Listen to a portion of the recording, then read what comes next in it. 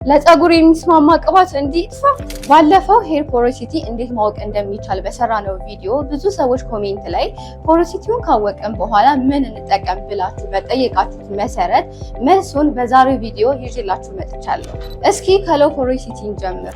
ሎ ፖሮሲቲ የፀጉር አይነት ቶሎ የማይደርቅና እርጥበትን በቀላሉ የማይዝ በመሆኑ ለብ ባለ ውሃ ታጥቦ ወፍራም ያልሆኑ ቀላል ቅባቶች ለምሳሌ እንደ አርገን፣ አልመንድ፣ ጆጆባ እና ሮዝመሪ ያሉ ቅባቶችን መጠቀም ይመከራል። በተጨማሪም በውስጣቸው እንደ ግላይሰሪን፣ ሃይሉሮኒክ አሲድ፣ ሶርቢቶል እና የማር ይዘት ያላቸውን ሻምፖዎች እንዲሁም ከፕሮቲን ከሲልቨር እና ከሲልከን ነፃ የሆኑ ኮንዲሽነሮችን ምርጫሽ አድርጊ።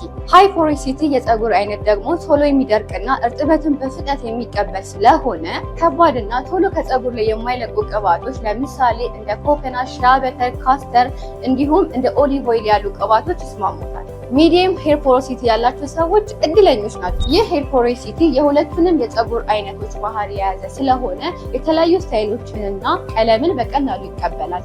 ለዚህ የፀጉር አይነት አብዛኞቹ ቅባቶች የሚስማሙ ሲሆን በተለይ ግን የጥቁር አዝሙድ እና የኒም ቅባቶች ተመራጮች ናቸው። ድሮጋ ፋርማሲ ጤናን በመጠበቅ ላይ